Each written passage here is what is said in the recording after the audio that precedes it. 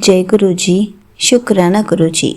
सारी संगत को जय गुरु जी। संगत जी, चलिए आज हम एक आंटी जी के सत्संग में गुरु जी से जुड़ी प्यारी प्यारी बातें सुनते हैं कि जब गुरु जी फिजिकल फॉर्म में थे तो अपनी संगत के साथ कैसे कैसे रहते थे, क्या क्या करिश्मे दिखाते थे।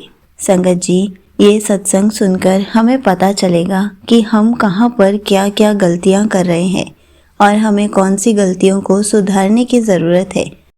ये सत्संग पूरा ज़रूर सुनिएगा, आपको बहुत अच्छे आंसर्स मिलेंगे। तो चलिए आंटी जी का सत्संग सुनते हैं। गुरुजी के समय में तो गुरुजी नमस्ते करते थे, हाथ भी जोड़ते थे, सबको नमस्ते। किसी को नए को इंट्रोड्यूस करो तो गुरुजी यूं नमस्ते करते थे। और जब छुट्टी होती थी तब भी नमस्ते, चलो कराने जाओ। जय गुरुजी तो बाद में शुरू हुआ, खैर। और जैसे बहुत सी चीजें नई हुई वो तो होनी ही थी, तो लेकिन कुछ चीजें ऐसी जो गुरुजी के चरणों में कोटि कोटि प्रणाम करते हुए मैं आप सबके साथ बांटना चाहूंगी। हम लोगों का एक सोच है कि हमारा धर्म है, जो गुरुजी ने हमें दिखाया अपने साथ इतने साल, वो हम आप सबके साथ बांटें। पुरानी संगत की ये ड्यूटी है, ये धर्म है।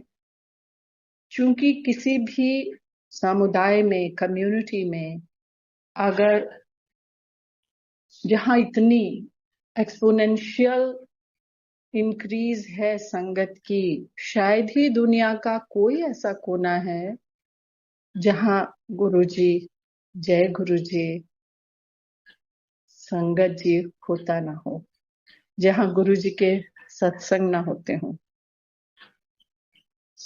गुरुजी ने कहा तो था, इत्थे लैना लगणगियां, तुहानू समझ नहीं आया, तुहानू की मिलिया होया है, तुसी मेरी परछाई नू भी तरस जाओगे। ये शब्द हैं गुरुजी के, जो हम सुनते थे तो हम सोचते थे गुरुजी कहाँ चले जाएंगे। चलो वो एक अलग बात है, लेकिन लाइनें लगेंगी और इस कदर लाइनें लगेंगी इस कदर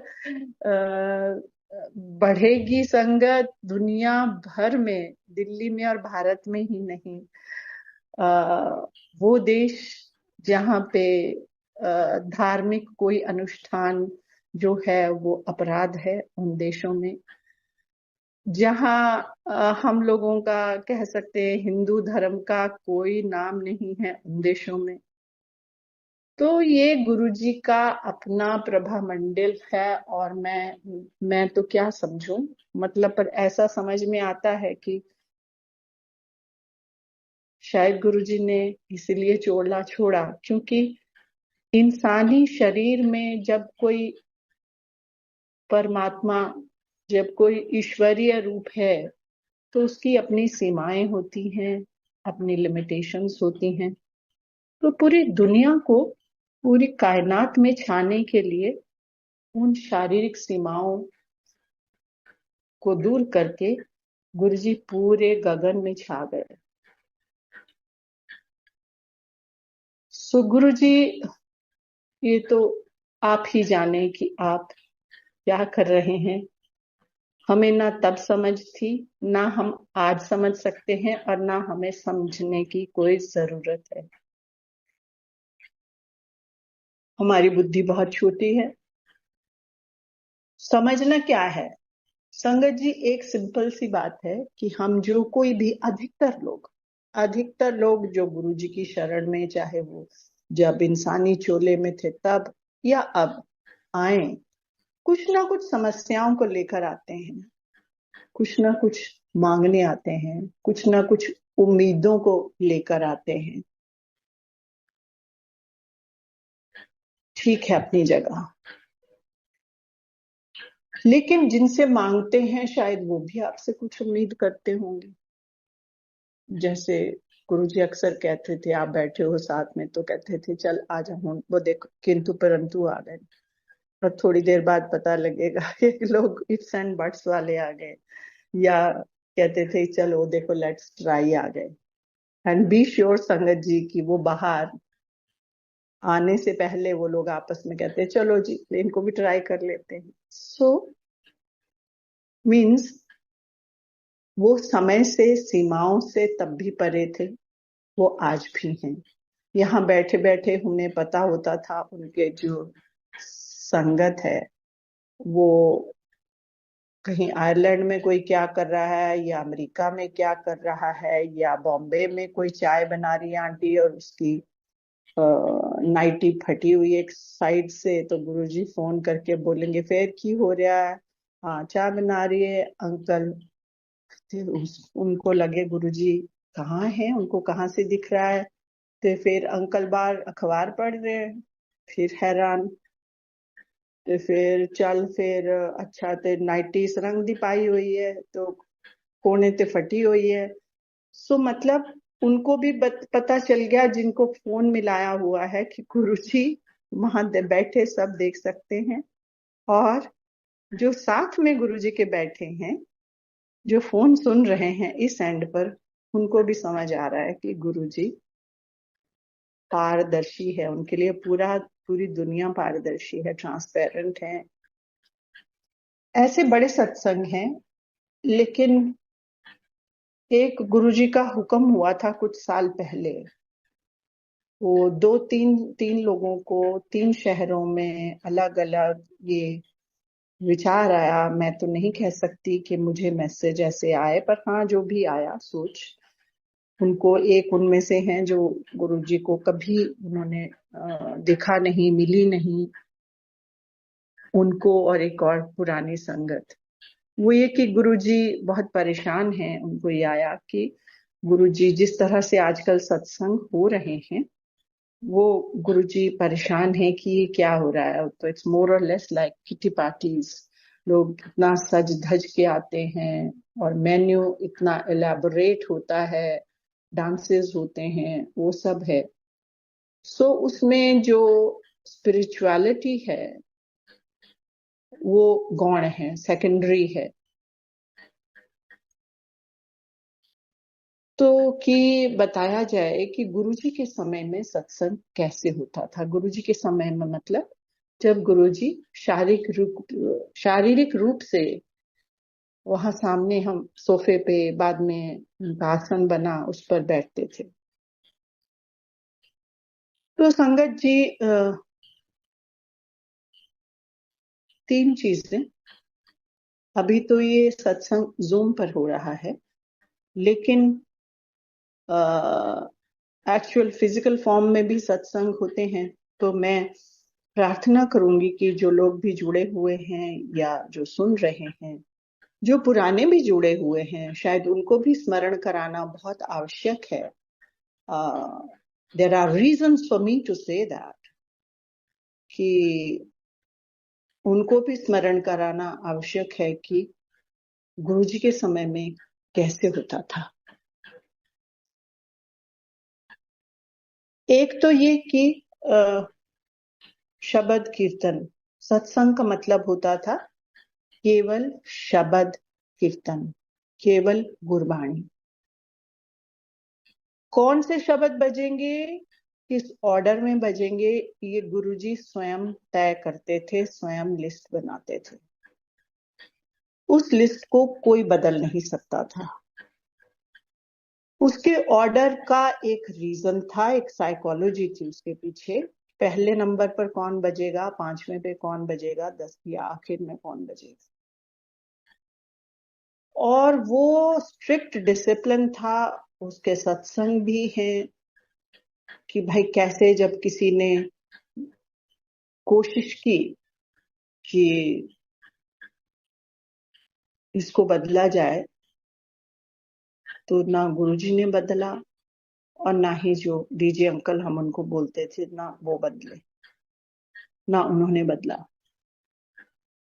यानी वो वही रहा। क्योंकि कोई फिक्स्ड टाइम नहीं था लंगर का, जब गुरुजी का इशारा होता था तो लंगर लगता था। हाँ, शब्द कीर्तन शुरू होने का समय था 7 बजे। 7 बजे सत्संग शुरू होता था। और हम लोग वर्किंग थे, ना हमें ये था कि उसी वक्त पहुंचना है, तो अक्सर नहीं पहुंच पाते थे, एक्सेप्ट कि कभी जब छुट्टी होती थी तो पहले चले गए। सो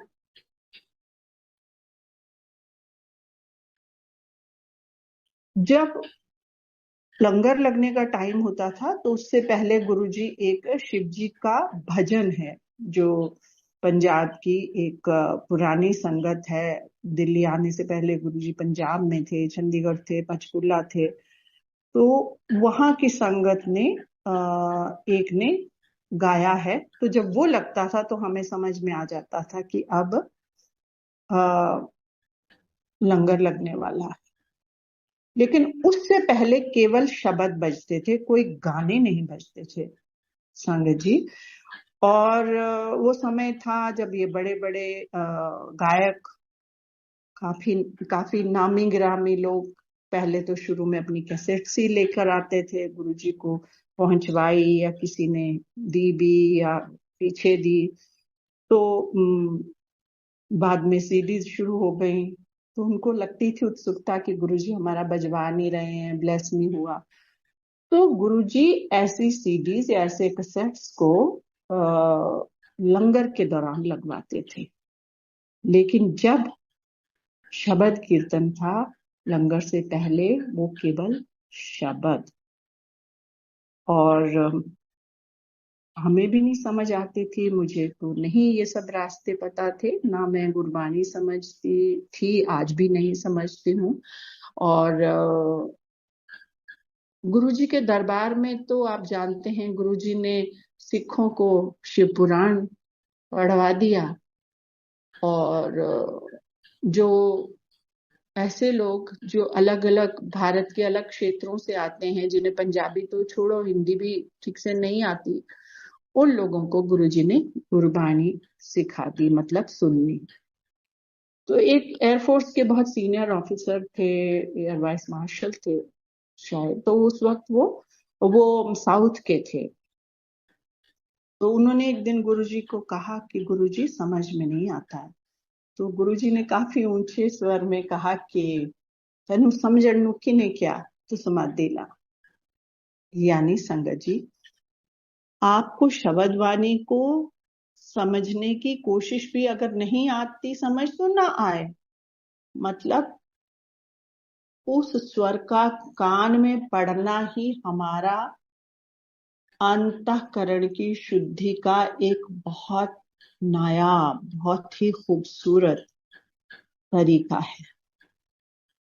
और उसके ऑर्डर में ही होता था कि हम सब लोग दिन में अपने, कोई कहाँ से घरों से आ रहा है, कोई अपने ऑफिस से आ रहा है, कोई तरह तरह की जिंदगियों में हम लोग अपनी मसरूफ हैं। तो जब आते हैं तो हम अपने साथ बहुत सारा बैगेज, बहुत सारा कूड़ा करकट लेके आते हैं। और गुरुजी कहते भी थे कि तुम मेरे पास आते हो तो एक जूठे बर्तन की तरह होते हो, मैं पहले तुम्हें अंदर से मांजता हूँ, फिर बाहर से चमकाता हूँ। तो हम सचमुच ऐसा ही फील करते थे कि इतना भारी होकर हम आते थे, और जब जाते थे तो ऐसे लगता था कि डस्टबिन खाली हो गया और हम इतने हल्के फुल्के होकर जा रहे हैं। तो गुरुजी का ये शब्द कीर्तन का ऑर्डर था कि आपके अंदर पहले तो वो सारा बैगेज निकले, एक माहौल बनता था संगत जी।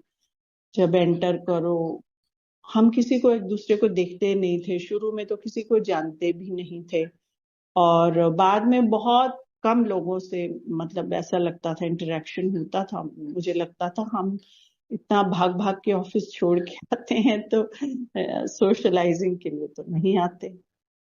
सो जाओ, बाएं दाएं जो बाद में जानते भी थे एक दूसरे को, कोई एक दूसरे को सैल्यूटेशन नहीं होता था, कोई हेलो हाय नहीं, कोई स्माइल नहीं, कोई आंखों से इशारे नहीं, बस जाओ सीधा अगर आप लेट हो तो जाके गुरुजी को माथा टेको, लाइन लगी हुई है तो खड़े हो जाओ और माथा टेको और जाके अपना आंख मूंद के बैठ जाओ। उसके बीच में चाहे प्रसाद आता था, चाहे देने वाले लोग भारतीय सरकार के बहुत उच्च अधिकारी भी होते थे, फौज के भी होते थे, हर तरह के सेवादार थे और कोई आवाज नहीं होती थी। कांच के गिलासों में चाय मिलती थी और हर एक को अपनी चाय प्रसाद खुद लेना होता था, एक दूसरे का पकड़ाते नहीं थे, ये नियम था और आज भी है मंदिर में। तो और बस आंख मूंदो, अपनी चाय प्रसाद पियो और फिर वो ट्रे लेके घूमते थे तो उसमें डाल दो। तो ये दूसरा नियम आजकल हो रहा है, चाय प्रसाद के साथ खाने को भी मिलता है, तो और उसको बांटने में, उसको लाने ले जाने में, उसको खाने में आंखें तो खोलनी पड़ेंगी, ध्यान तो हटेगा। तो ये भी एक सत्संग का तरीका है कि आजकल मतलब कर सकते हैं, कुछ लोग करते भी हैं कि चाय प्रसाद के साथ कुछ देना नहीं है खाने के लिए। सो ये तो हुई दूसरी बात। और तीसरी बात तो ये हुई कि जो गुरुजी जब हम गए तो कोई एक फूल की पत्ती नहीं होती थी और गुरुजी को कुछ नहीं चढ़ता था, वहां फोटोज वगैरह भी नहीं थी तब तो। सो ऐसे ही हुआ, सरकारी घर थे, मन हुआ कि फूल फाल भी होते थे, मोतिये के फूल थे, बड़ी खुशबू सुंदर। तो मुझे तो अपना याद है कि मैंने थोड़े से तोड़े और हाथ में रख लिए पूरे रास्ते में गाड़ी में और वहां जाके चरणों में डाले। फिर हम धीरे धीरे छोटी छोटी 5-5 6-6 इंच की मैरीगोल्ड की मालाएं डालने लग गए। तो जब वो मालाएं एक दिन गुरुजी के घुटनों तक पहुंच गई तो अनाउंसमेंट हो गया कि कल से कोई फूल नहीं लाएगा। तो हमने साइड पे जो अब थोड़ी जान पहचान तो हो रही थी, दोस्ती, तो हमने उनसे पूछा क्यों, ऐसा क्यों हुआ। तो कहते गुरुजी इज कंसर्न्ड कि ये डिस्पोजल कैसे होगा इन फूलों का। तो संगत जी, ये सत्संग केवल इशारा है, समझना और उस पर अमल करना आपके ऊपर है। तीसरी चीज, लंगर। आज भी जब हम गुरुजी का लंगर खाते हैं तो वही एक मूर्त रूप है गुरुजी की ब्लेसिंग का। बाकी तो आपका आपके गुरु से कनेक्शन है, आप कैसा कनेक्शन बनाते हो, कैसी टेलीपैथी आपको होती है, वो सब आपके और आपके गुरु के बीच में है और वैसे उसके बीच में तीसरा कोई नहीं। तो ये भी एक ध्यान रखिएगा कि अगर आपको कोई बोले मैसेज वगैरह तो तब ऐसा, जनरली गुरुजी बोलते थे कि डायरेक्ट कनेक्शन बनाओ। सो ये भी आप देखें, अब तो तरह तरह की चीजें शुरू हो गई हैं जैसे मैंने कहा। तो लंगर जो है उसको गुरुजी उस समय भी बहुत ज्यादा महत्व देते थे। उनको था कि गुरु कोई लंगर खाए बिना जा नहीं सकता था। जैसे कोई जा रहा है, उसकी फ्लाइट है या किसी को कहीं जाना है या कुछ है, तो गुरुजी कहते नहीं, लंगर खा के जाना है। कोई बोले गुरुजी मेरी फ्लाइट है, ये तू लंगर खा के जा। सो बी श्योर कि वो फ्लाइट या तो डिले हो गई होगी या किसी को ऐसे ही रोक लिया है, तो जब वो बाद में गई तो पता चला कि बाहर तो, अगर वो उस वक्त निकलते जिस वक्त वो उठ गए थे और गुरुजी ने ना रोका होता तो वहां एक मेजर एक्सीडेंट हुआ था। ऐसे बहुत सत्संग हैं, तो आपने सुने भी होंगे, पढ़े भी होंगे। और मुझे तो जो गुरु जी का हुक्म हो रहा है मैं वही आपके साथ बांट रही हूँ। तो लंगर का ये है कि एक तो मेन्यू, जितना समय हमारे सामने, हमने गुरु जी की कृपा से वहाँ सत्संग होते रहे एम्पायर स्टेट में, तो एक दाल होती थी, एक सब्जी। शुरू शुरू में तो वहीं पे एम्पायर स्टेट के किचन में ही लंगर बनता था। शुरू में थे भी हम बहुत कम लोग थे, पहली सर्दी में तो मेरे ख्याल कभी 10-15 लोग भी थे हम लोग। तो तो वही तवे की बड़ी बड़ी, पंजाब की जैसे बड़ी बड़ी चपातियां होती हैं वो बनती थी। कभी ज्यादा हो गई तो कोई तंदूर की रोटी भी आ जाती थी, और एक दाल, एक सब्जी और चटनी, हरी चटनी। हरी चटनी वॉज अ मस्ट। और उसमें गुरुजी खूब मिर्चें डलवाते थे। एक बार वहां किचन के बाहर ही कूट रहे थे तो गुरुजी कहते होर मिर्चा पाओ, होर मिर्चा पाओ। ते दिल्ली वालियां दे वट कट दो। मतलब दिल्ली वालों में बहुत बल है। सो कहते थे दिल्ली वाਲਿਆਂ ਨੂੰ पता ही नहीं महापुरुष की ਹੁੰਦਾ है। सो पर बड़ी कृपा दिल्ली वालों पर हुई है हम पे कि गुरुजी ने अपनी शरण में बुलाया, अपने चरणों में बुलाया और रखा हुआ है। और यही गुरुजी ने वो सबसे नायाब तोहफा दिया है संगत को, वो है बड़ा मंदिर। गुरुजी ने कहा ये एक ही मंदिर है और उसमें गुरुजी ने बहुत शक्ति डाली है, 12 ज्योतिर्लिंग की। ये गुरुजी के अपने शब्द हैं। सो वहां सत्संग नहीं होते थे। जब इधर पढ़नी शुरू हो गई संगत तो गुरुजी बोले भी कि भाई जाना, तो कभी जैसे अकेले में हो या कमरे में कभी अकेले बुलाते थे, कभी बात कर बाहर। तो गुरुजी हॉल में बहुत कम बात करते थे, मतलब हों भी तो 4-6 लोग ऐसे बैठे हैं। आपको पता है गुरुजी कोई ऐसा संवाद नहीं करते थे, ऐसी कोई प्रवचन नहीं देते थे। तो ज्यादा बात तो कमरे में जब कभी हों, अकेले हों या 2-4 लोग हम हों तो बात करते थे। तो कभी कहाँ जाएं तो हम बोलते थे गुरुजी अब तो मतलब बहुत भीड़ होने लग गई है, बहुत लोग आने लग गए हैं। तो कि किसी ऐसी जगह, तुमने कहा कभी गुरुजी बड़े मंदिर, कहते नहीं, जिनके पास आप लोगों के पास गाड़ियां हैं वो तो ठीक है, लेकिन मेरी बड़ी संगत के पास गाड़ियां नहीं है। तो आज देखिए संगत जी कैसे लोग पहुंच रहे हैं। पर वहां फिर भी रेगुलर सत्संग नहीं हुए, केवल ये बड़े फंक्शंस होते थे। और हाँ गुरुजी जब ये सत्संग पे शुरू में तो 7 दिन होता था, बाद में वो 4 दिन होना शुरू हो गया।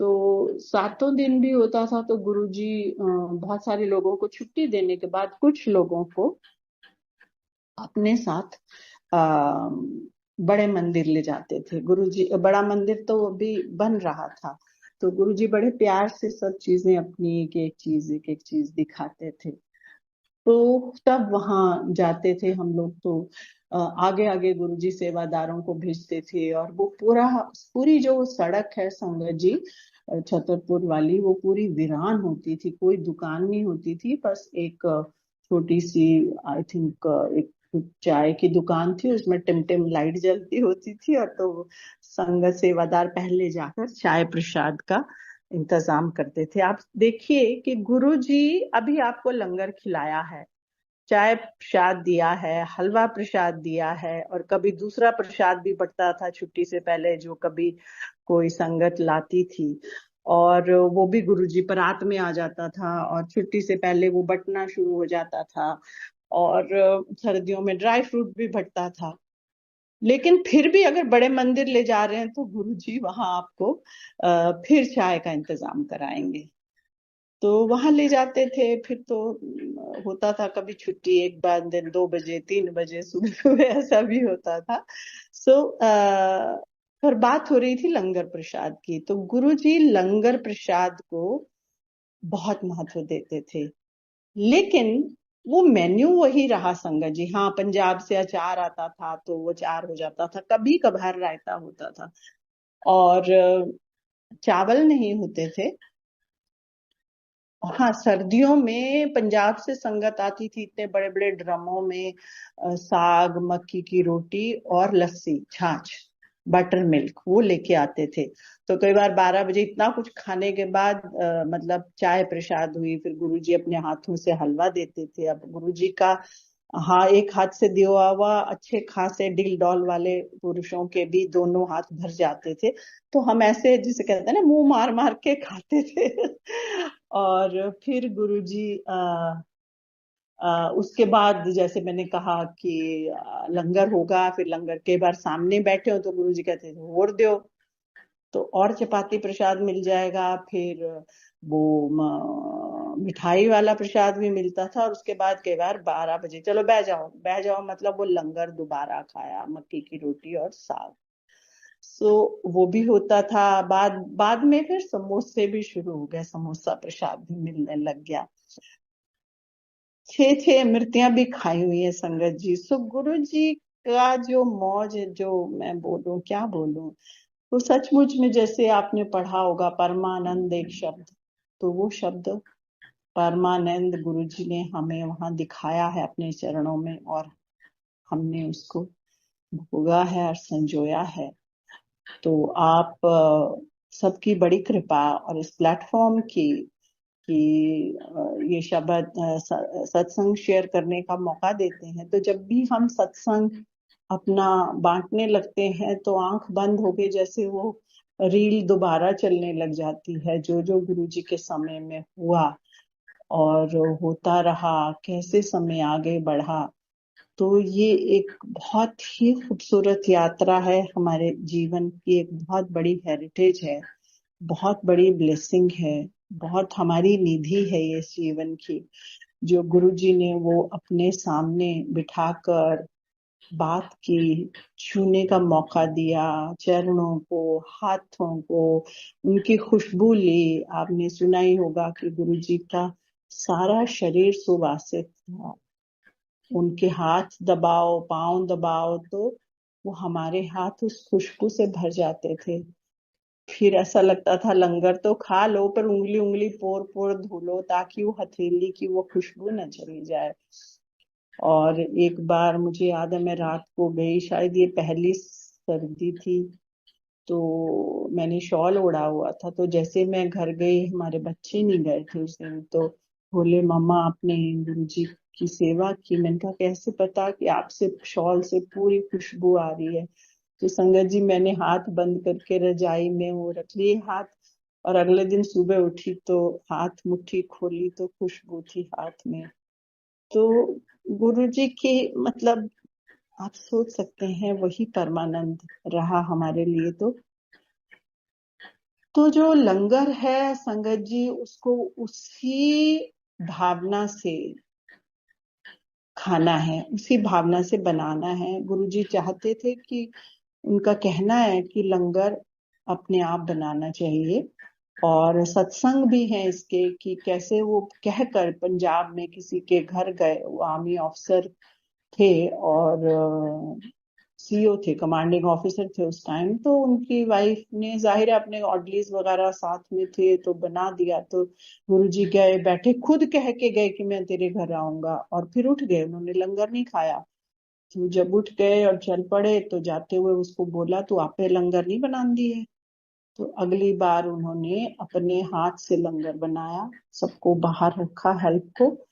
तो ये भी, और गुरुजी के अपने टाइम में भी हमने देखा है कि बड़े मंदिर में बाद में जब बहुत संगत हो गई तो बड़े मंदिर से लंगर बन के एम्पायर स्टेट जाता था। तो गुरुजी डिसाइड करते थे कि कौन लंगर बनाएगा, ये उनका अपना एक स्ट्रिक्ट नियम था। तो एक बार वो क्रॉस कर रहे थे ऐसे, तो जो संगत वहां लंगर बना रही थी लेडीज, जो कोई और एक संगत वहां से आ जा रही थी, पुरानी संगत। तो गुरुजी ने क्या कहा कि क्या कह रही है, तो वो कहते गुरुजी उसकी रिक्वेस्ट है कि उसको लंगर बनाने का मौका दिया जाए। तो गुरुजी कहते कि उसको कहो कि अभी 10 साल उसकी एंट्री नहीं है। सो इससे ये स्पष्ट ही हो गया होगा संगत जी की लंगर बनाना जो है वो भी हर किसी के भाग्य में नहीं है, हर किसी को इसकी परमिशन नहीं है। और जाहिर है ये तो है ही कि स्वच्छता का गुरुजी बहुत ही ज्यादा उनको सफाई का ध्यान होता था। तो एक है बाहरी स्वच्छता और एक है भीतरी।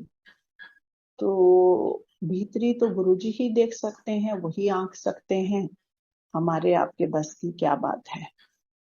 तो ये तीसरी चीज है लंगर। एक तो मेन्यू, दूसरा बनाना, और तीसरा उसके खाने की रिक्वेस्ट, रिस्पेक्ट।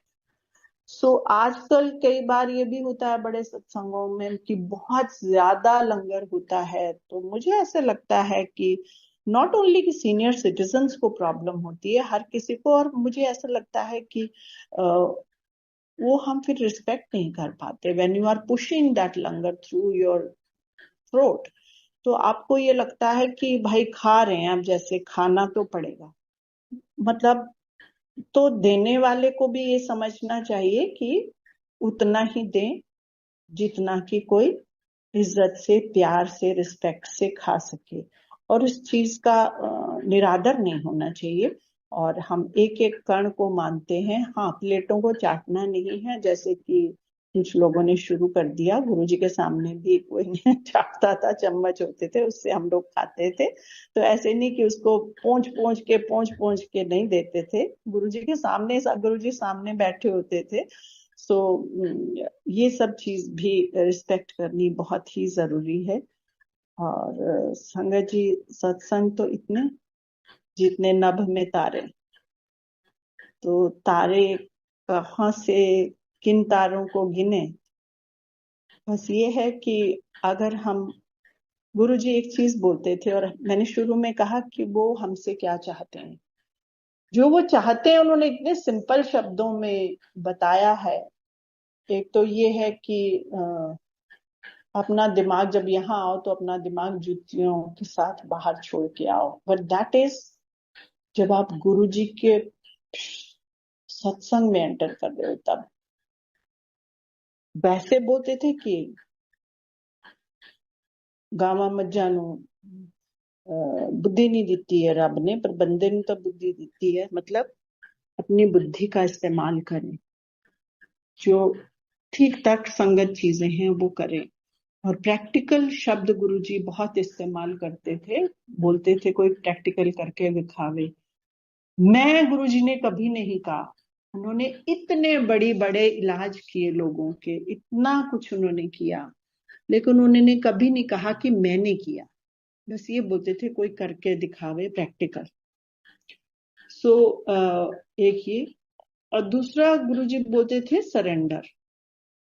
बोलते भी हैं लोग कि सरेंडर किया है, लेकिन संगत जी सरेंडर करना एक बहुत ही बड़ी लंबी यात्रा है और परपेचुअल एफर्ट है, बहुत ज्यादा अनवरत प्रक्रिया। तो कहीं सरेंडर करना तो एक बहुत बड़ा क्लेम है कि मैंने किया। सरेंडर करना आम आदमी के वश में नहीं है, हम गृहस्थों के वश में कहाँ है। गुरुजी ने आसान हमारे लिए ये कर दिया कि वो कहते कि रब नु प्यार करो, रब बोलो डरो नहीं। और अगर हम ये मानते हैं कि जो संगत है वो गुरुजी का रूप है, सब में गुरुजी समाये हुए हैं, सबके दिल में गुरुजी हैं, तो फिर आपको हर संगत को प्यार देना है, हर संगत को प्यार देना है। और अगर हम गुरु जी का प्यार ही बांटे सारे सब लोगों को, सिर्फ संगत ही नहीं और सबको भी, तो आप देखें कि आपका अपना भी वजूद, आपका अपना अंतर्मन, आपकी अपनी भीतर की भावनाएं, आपके अपने भीतर के एहसास और आप अपनी एग्जिस्टेंस को कैसे महसूस करते हो, सब बदल जाता है। अर्थात वो एक शब्द प्यार ही है जो हमारे भीतर को बदल सकता है। And this is what Guruji wants. Guruji wants to transform you. ये जो मिरेकल्स है ना, ये जो मिरेकल्स हैं जो गुरुजी करते हैं, करते थे, करते रहेंगे। गुरुजी बोलते थे एक कम करन असी कोई नहीं आए, साडा कम कोई नहीं। अब बोलते थे ना, आपने सुना होगा कि असली चीज तो कोई मंगदा ही नहीं। कोई कहंदा सैकटरी बना दो, कोई कहंदा मुंडे दा विआह कर दो, कोई कहंदा बिजनेस ही कर दो। असली चीज है, वो असली चीज क्या है? गुरु के चरण हैं। लेकिन जब चरण असल में होते हैं, आपने शब्द भी वो सुना होगा, गुरु नानक देव जी जब गए शिवराम राजे के वहां सिंगल द्वीप में, तो कैसे वो बदल गया, यानी उस राजपाट छोड़ने को तैयार हो गया। तो गुरु नानक देव जी ने कहा कि हम तुम्हारा राजपाट छुड़वाने नहीं आए, हम तो तुमको ये बताने आए थे कि जिन चीजों को तुम अपना समझ रहे हो, ये राजपाट, हाथी घोड़े, हीरे जवाहरात, ये तुम्हारे नहीं है, बस ये समझाना था। तो तुम जाओ और राज करो। अर्थात गुरुजी हमेशा कर्म करने पर बल देते थे। संगत जी, हम लोगों को अपने ऑफिस का इतना नहीं पता होता था जो गुरुजी को पता होता था। वो बोलते एक बार मुझे कि तेरी ये प्रमोशन कब होनी है, तो आई डिडंट रियलाइज कि I wasn't even thinking about it. So उन्होंने हमेशा कर्म को प्रधानता दी। उन्होंने कभी नहीं कहा कि अपना घर परिवार छोड़ के ये करो, मतलब बल्कि उनको अच्छा लगता था कि पूरा परिवार आए, पूरा परिवार आए तो बड़ी अच्छी ब्लेसिंग्स मिलती हैं। और उनको था लोगों के फाइनेंशियल एडवाइजर, मैरिज काउंसलर, बच्चों ने क्या पढ़ना है, किसने कैसी प्रॉपर्टी बनानी है, कहाँ लेनी, सब गुरुजी। किसने क्या गाड़ी लेनी है, सब गुरुजी। तो हमें तो कई साल समझ में नहीं आया कि हमारे साथ हुआ क्या। अभी भी लगता है किससे पूछें, बहुत बार लगता है संगत जी, आई वोंट डिनाई इट। लेकिन सवाल ये है कि अब इस एहसास के साथ जीने की आदत डालनी पड़ रही है। और गुरुजी कृपा करें, अपने चरणों में बना के रखें। इससे बड़ी प्रार्थना क्या हो सकती है। और जो गुरुजी चाहते हैं हम उनके कैसे संगत बने, so that we are worthy of his meher, we are worthy of his blessings, वो भी तो हमको बनना है। और उन्होंने इतने सिंपल सिंपल ढंग से संगत जी अपने शब्दों में वो चीजें बताई जो बहुत बड़े ग्रंथों में आप पढ़ लीजिए, चाहे वो आप श्रीमद् भगवत गीता में पढ़िए, चाहे आप फिलॉसफी की बुक में पढ़िए, चाहे आप रिलीजियस बुक्स में पढ़ लीजिए, गुरुजी ने बहुत सिंपल सिंपल ढंग से वो चीजें हमें बताई, सिखाई। शायद आज भी सिखा ही रहे हैं। हम कितना सीख रहे हैं वो हमारी अपनी बुद्धि, हमारी अपनी श्रद्धा और हमारी अपने जो है ना स्पिरिचुअल जर्नी, उस पर निर्भर करता है। और अगर हम सब सोचें कि बस मिरेकल हो जाए, मेरा ये सारा तन ठीक हो जाए, मन भी ठीक हो जाए, फाइनेंसेस भी ठीक हो जाए, सब ठीक ठाक हो जाए, तो गुरुजी ने ऐसा कभी नहीं कहा। उन्होंने ये कहा कि मेरे नाल अपने कर्म काट लो। अर्थात अपने कर्म तो काटने पड़ेंगे। और हम सोचें कि मिरेकल होके हमारा जीवन एकदम आमूलचूल परिवर्तन हो जाए, तो हमारे कर्म कौन काटेगा। इसके सत्संग भी हैं। किसी ने कहा इसको एकदम ठीक करो, गुरुजी ने कहा तो मैंने तो कर दूंगा, लेकिन फिर जो इसका है ये अगले जन्म में फिर उस समस्या के साथ पैदा होगा। सो ये भी चीजें हैं। और हम ये समझें कि अगर हमें कोई कष्ट आया है तो ये हमारे अपने कर्म हैं। शुक्र है गुरुजी ने इतनी आस्था दी है कि हम उनको अपने कर्म समझकर उनको भोग लें। और गुरुजी ये कहते थे कि मैं 90% तो अपने ऊपर लेता हूँ, 10% तो मैं देता हूँ। हम तो उस 10% में ही उतावले हो जाते हैं, 90% जो भोग रहा है उसकी क्या बात। और सत्संग केवल एक ऐसा समय है संगत जी जब हम और कर्म अपने लिए अर्जित नहीं करते। अदरवाइज उठते बैठते बात करते सोचते विचारते हर वक्त हम कोई ना कोई कर्म अर्जित कर रहे होते हैं।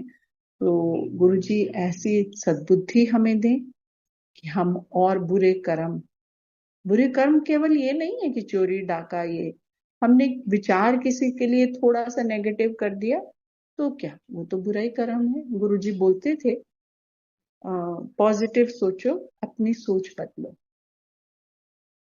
अक्सर ये बात बोलते थे, पॉजिटिव सोचो, अपनी सोच बदलो। अर्थात हम लोगों की सोच ही गलत है। और ये भी गुरुजी ने बोला है कि आगे आगे टाइम बड़े माड़े आ रहे हैं। तो हम सोचे कि कोविड आ गया तो बहुत माड़े समय आ गए, लेकिन गुरुजी ने ये भी बोला हर घर कैंसर हो सकता है या डिमेंशिया होगा या डिवोर्सेस होंगे। सो समय बहुत माड़े आ रहे हैं, ये गुरुजी के शब्द हैं।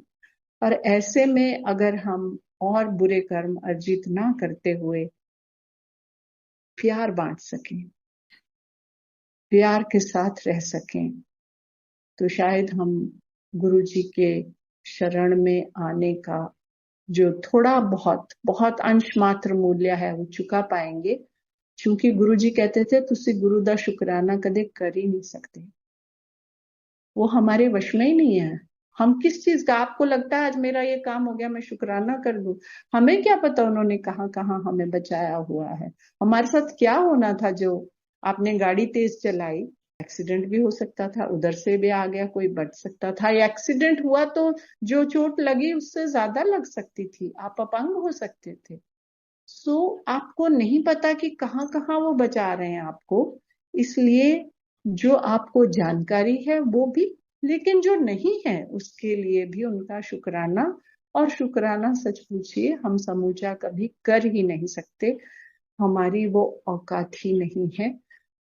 तो संगत जी, जस्ट अ रिकैप, आशा है आप गुरुजी के रास्ते पे जो उन्होंने मुझे ये औकात दी कि मैं आपके साथ बांट सकूं, वो कुछ छोटी चीजें कि केवल शब्द कीर्तन, कोई गाने नहीं, कोई भजन नहीं। गुरुजी ने एक बार बोला कि ये मैं ही तो लिखे न, शब्दों को बोला ये मैं ही तो लिखे न।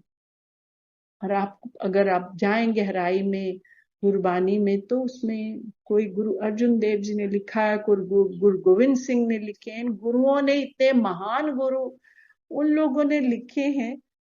तो उनके साथ हम वो बजाएंगे जो मेरे जैसे आपके जैसे हम अदना लोगों ने लिखे हैं? Please no. केवल शब्द बानी बजाइए। हाँ, लंगर के समय आप जो मर्जी बजाइए, गुरु जी खुद बजाते थे पंजाबी, पुराने बहुत पुराने पंजाबी गाने पुराने सिंगर्स के। और नुसरत फतेह अली खान बहुत बजाते थे गुरु जी, तो वो उस समय बजाइए। और दूसरा, लंगर प्रसाद को सिंपल रखिए। सुना है दिल्ली आने से पहले तो चंडीगढ़ में गुरुजी ये भी बोलते थे पंजाब में कि लंगर मतलब दाल फुल्का, तब सब्जी भी नहीं होती थी। तो संगत जी, वो और जो लंगर बने वो बहुत श्रद्धा से और प्यार से बने, और सिंपल सिंपल। आज जो संगत देख रही है उनका उनको भी नहीं कह सकते, क्योंकि उन्होंने जो सोशल मीडिया पे देखा वो वैसा ही देखा। तो गुरुजी तो सिंपल कपड़े भी पहनते थे, बहुत सिंपल, शुरू में सिंपल स्ट्रेट, प्रिंटेड भी प्लेन भी। और कॉटन के भी, हम पंजाब गए जब माता जी नहीं रहे, उसके बाद 3-4 महीने गुरुजी नहीं आए, तो वहां गुरुजी वो मैरून कलर का कॉटन का, मोटी कॉटन का कुर्ता और लुंगी पहने हुए थे। तो अ, वो है सिंपलिसिटी। और बड़े सत्संग है कि जब मैंने ये शुरू शेयर नहीं किया कि भाई फूल नहीं लगने हैं, तो कैसे कुछ संगत ने उसी सत्संग में उठ के कह दिया कि हम सत्संग करना चाहते थे, लेकिन हमें लगा गुरुजी के सत्संग तो बहुत, मतलब बहुत तरीके से ही मेंट की खर्चे के साथ होने चाहिए, तो हम नहीं कर सकते। सो गुरुजी ने उसी वक्त मुझे एक किस्म से तमाचा मारा कि क्यों तुमने ये शेयर नहीं किया, तो इसलिए आज भी किया। तो मतलब भावना ज्यादा जरूरी है, प्यार गुरु जी के प्रति ज्यादा जरूरी है। और तो सिंपलिसिटी, लंगर का मेन्यू, लंगर बनाने का ढंग, और तीसरी चीज शब्द कीर्तन, इनका ध्यान रखें। और आप सबके घरों में खुशियां हो, सब गुरुजी से ब्लेस रहें, संगत भी, और जो संगत नहीं भी जुड़ी है आगे जुड़ेगी, नहीं जुड़ी है वो भी। गुरुजियों के ऐसे ऐसे सत्संग भी हैं कि जो लंगर जो फॉलोअर नहीं है उनकी कैसे कृपा हुई। सो वो हो, सब खुश रहें, सब आनंद से रहें, और उनका प्यार बढ़ता रहे, दिन दुगनी रात चौगनी, सीमाएं लांग के गुरु जी का प्यार बढ़े और आप सब प्यार बांटे। मैं आज्ञा लूं। नमस्कार। जय गुरु जी। Thank you so much aunty ji. आपने अपना सत्संग पूरे गुरु परिवार के साथ शेयर किया। संगत जी, आपको पता है, आंटी जी ने बहुत अच्छे से बहुत सारी बातें समझाई हैं कि गुरु जी के लंगर प्रसाद में सादा भोग होना चाहिए। दाल, रोटी, सब्जी, चपाती और हरी चटनी, वो भी मिर्चों वाली, क्योंकि जब गुरु जी फिजिकल फॉर्म में थे तब भी लंगर प्रसाद में यही देते थे। ये तो हमने आजकल चेंज कर दिया है। बहुत सारे पकवान बनाते हैं, सत्संग के नाम पर पार्टी करते हैं। संगत जी, हमारा सत्संग भी बिल्कुल सादा होना चाहिए। उनमें सिर्फ शब्द गुरबानी ही बजनी चाहिए, क्योंकि गुरुजी पहले भी सिर्फ शब्द गुरबानी ही बजवाते थे। संगत जी, गुरुजी बहुत सिंपल है। गुरुजी हमें सादगी से रहना सिखा के गए हैं। गुरुजी हमेशा हमें यही सिखाते हैं कि हमें सादगी से रहना है और सादगी से ही सत्संग करना है, लंगर प्रसाद सारी संगत को कराना है। इसलिए अगर हम सब भी ये सब गलतियां कर रहे हैं तो हमें जल्दी से जल्दी इन गलतियों को सुधार लेना चाहिए। और जैसे गुरुजी जब फिजिकल फॉर्म में थे, जैसे सारी चीज़ें होती थी, अभी भी वैसी ही होनी चाहिए। हमें कुछ भी चेंजेस खुद से नहीं करने चाहिए। जय गुरु जी। शुक्राना गुरु जी।